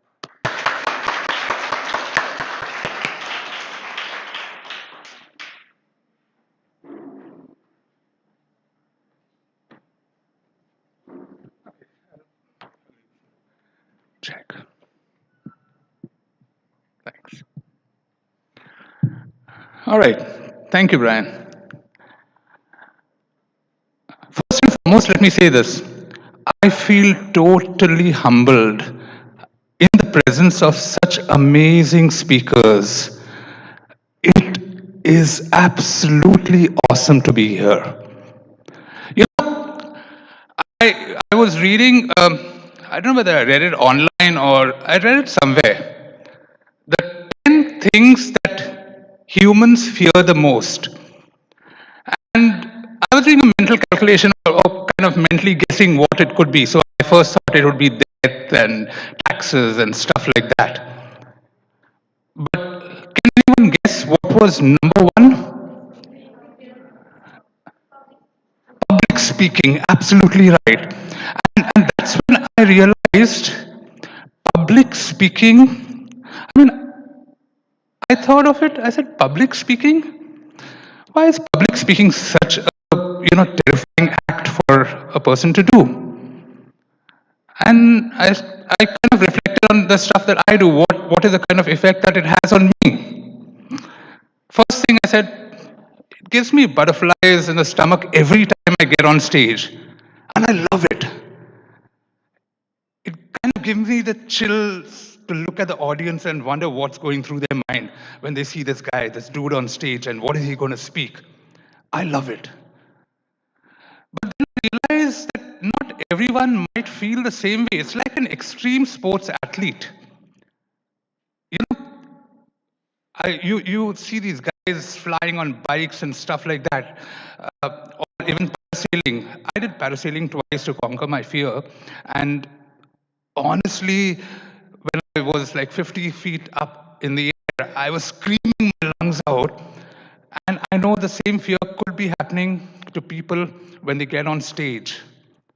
So let me do this in reverse. First and foremost, let's hear a big round of applause for all the people who came on stage awesome. Each and every one of them who came on stage.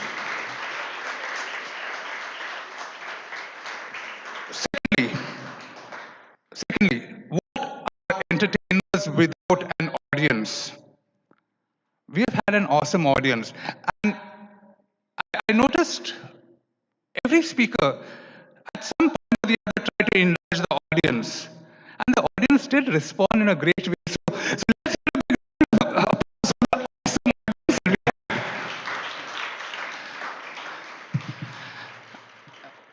okay, there's a reason why I've been doing it. When you speak to coaches or trainers, they tell you the applause always comes in the end. But I've been reversing it because my advice to all the speakers, at some point or the other, maybe in life, you would take this career as a secondary career or maybe a full-time job like me. Speaking in public. The idea is break the rules. There are no rules. You make the rules. Whenever I do weddings and stuff like that, and the bridal couple come to me and say, okay, we should have it this way. Do you think it would be okay? But who makes the rules? I'm not the guy who's going to make the rule. It's all about staying away from the normal.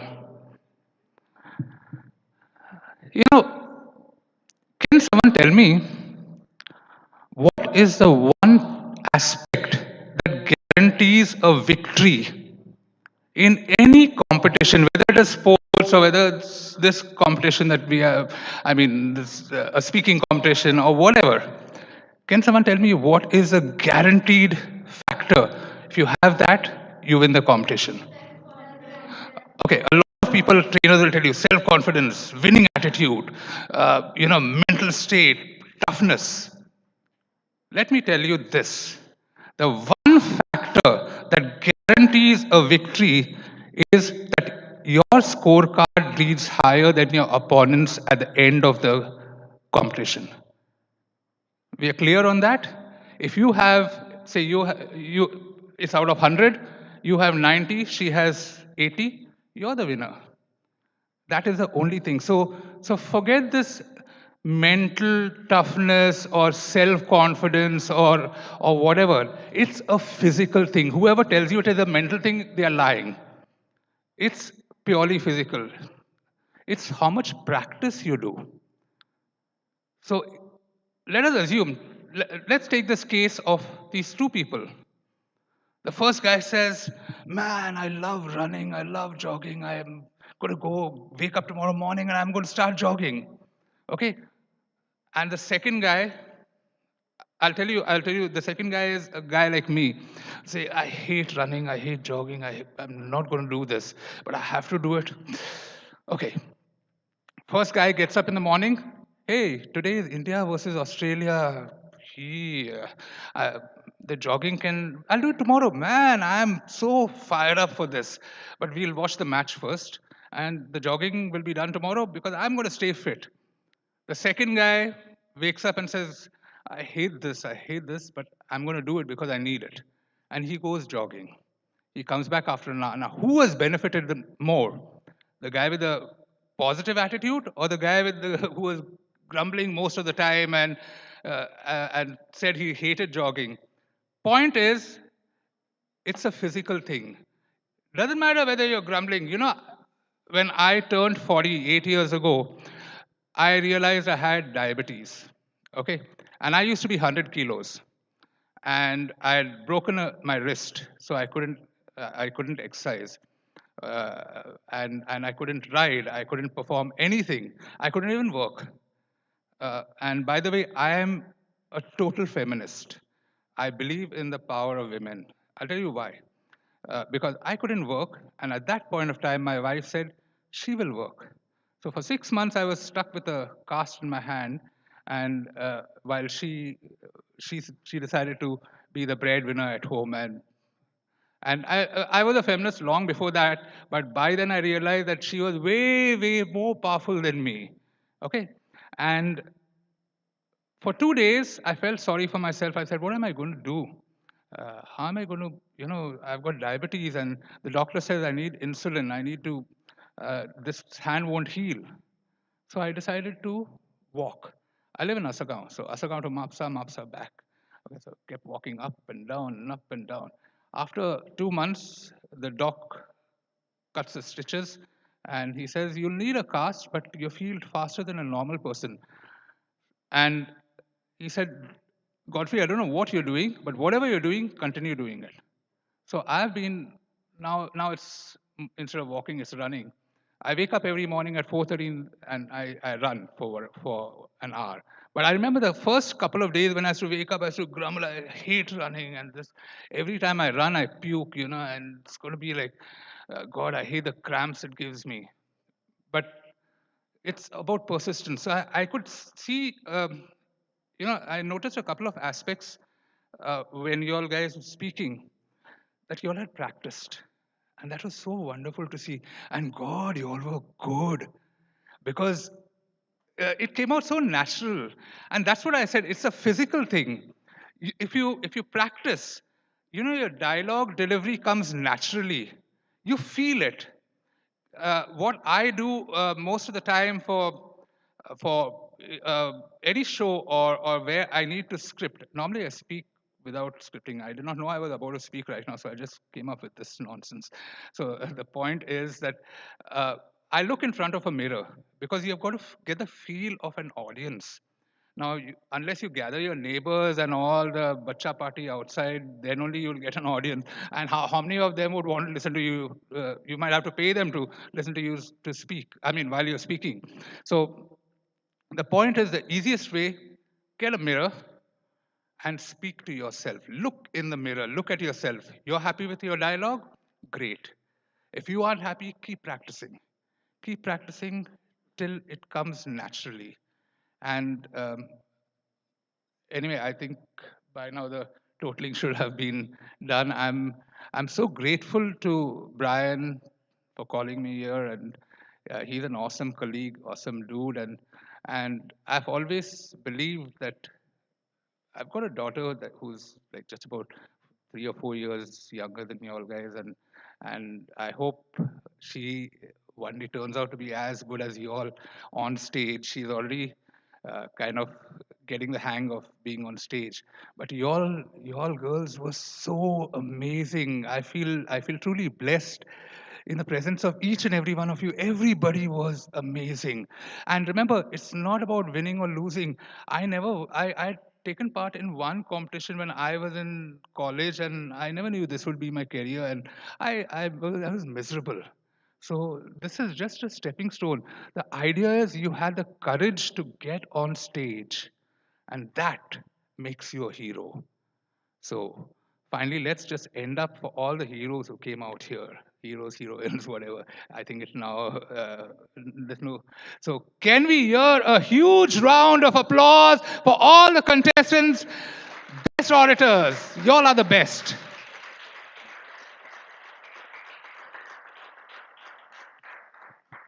Thank you, everybody. You can see why he's such a great hit on FM, and you must catch his show in the mornings.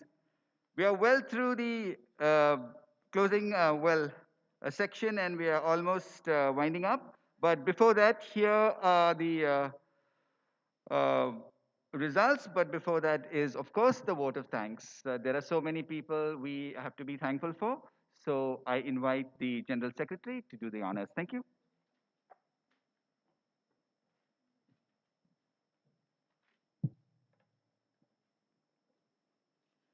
Good day, principal, judges, teachers, students, and my dear participants. As the curtain falls on today's orator contest, we acknowledge our great success to our principal, Dr. Sister Maria Lizanne AC. Sister, we thank you for allowing us the platform to organize and voice our opinions fearlessly and courageously. From the writing of the speech, the voice, and body language training, it has been a greatly enriching learning curve.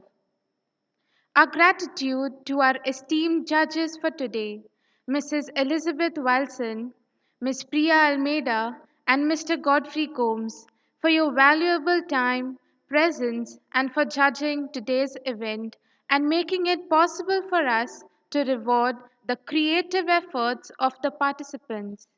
We hope you enjoyed the time spent with us, although you had to work hard all morning. Thank you from the bottom of our hearts. I would like to thank and appreciate the hard work of the Department of English of our college, the head of department, Ma'am Roxana Singh, and the faculty of the department for organizing and coordinating such an amazing event. An activity like this is an opportunity which will help the students to be great speakers and bring out the best in us. Thank you, dear participants, for your splendid performance. Effective communication is the most important soft skill required in the workplaces of tomorrow. Studies have recorded that the fear of public speaking is so terrifying for most people. It is worse than the fear of death, and second only to the loss of a loved family member. I would like to thank the ever ready technical staff who are always very helpful and whose presence is much required always. This event has been streamed live via Kamal Live, our YouTube channel, so that our entire student body can be an audience virtually. The support staff who helped us to prepare by taking care of every minute detail for this event, and all the others who have helped in the success of Orator Contest 2021, many thanks. A hearty thank you to the creative students, Sansia and her team, who designed the invites for the judges, and the CRs who executed the intricate backdrop. Last but not the least, I would like to thank our enthusiastic and cheerful audience, teaching and non teaching staff and students, for your presence and cheering up the participants. Thank you. God bless us all.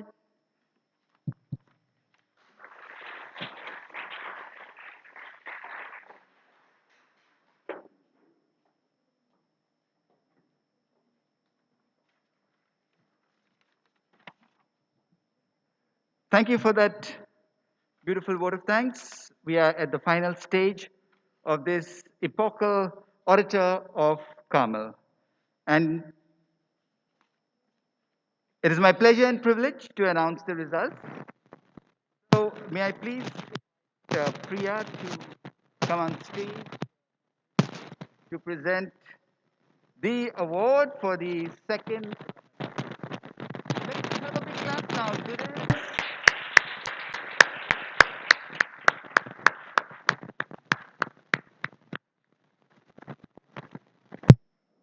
Okay, so any guesses? Second runner up.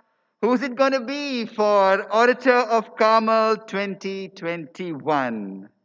So, the second runner up spoke on I'm a politician and I'm loving it. So, who would that be?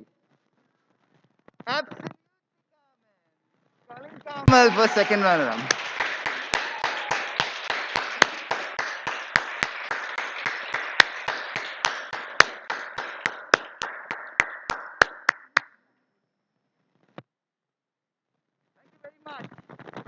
That was the second runner up.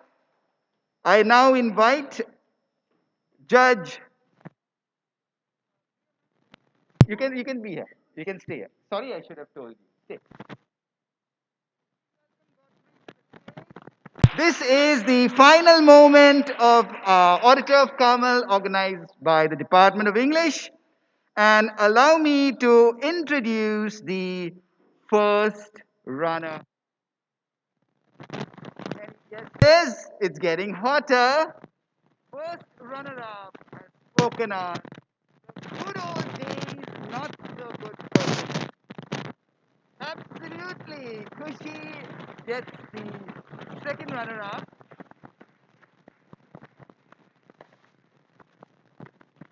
No, I'm sorry, it's the first runner up.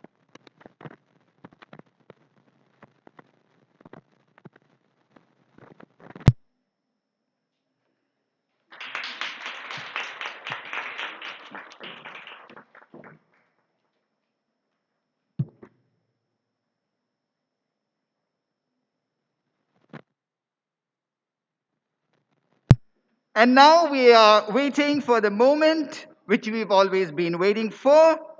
And for that, I would like principal of our college, Sister Dr. Lizanne, and the judge who's seated very prettily, Ma'am Buck.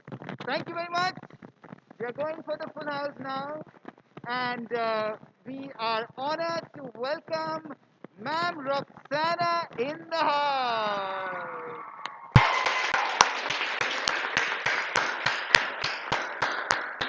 As you know, Ma'am Roxana was the whole and soul behind this beautiful presentation, and every student owes it to her.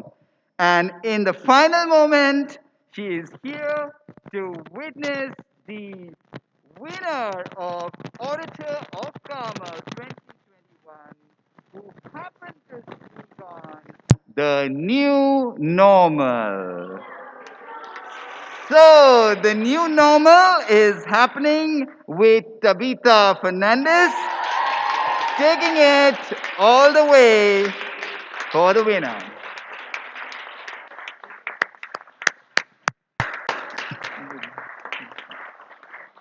And she will carry the trophy now a momentous occasion which is being presented by the principal and a big hand for them. Yeah.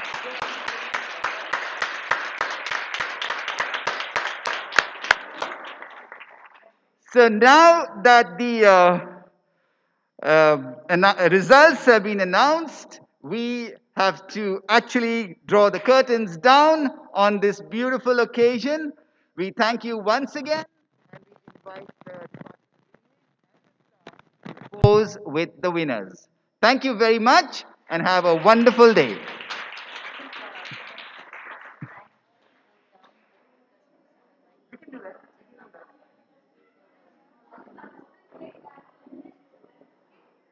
All participants, please wait to take your photo. Thank you.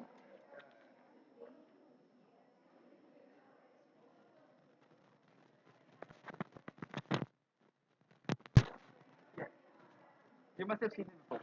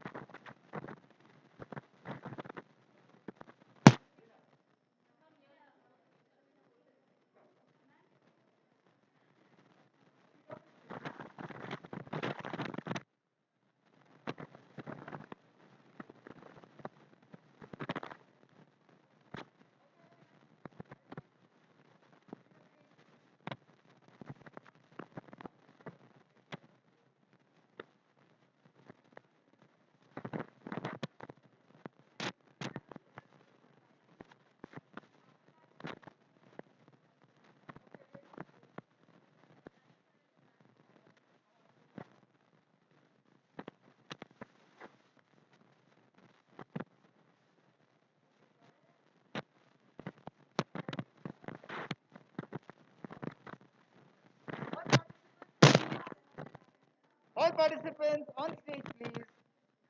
All participants on stage.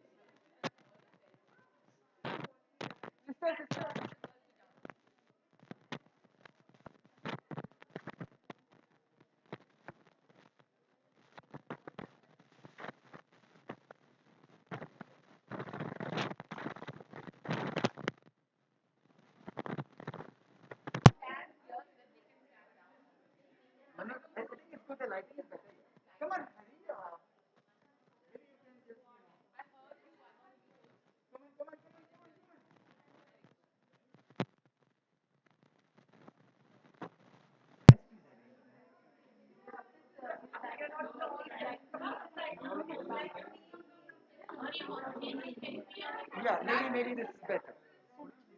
Come in front. Yeah. Okay, going for China. Ready, steady.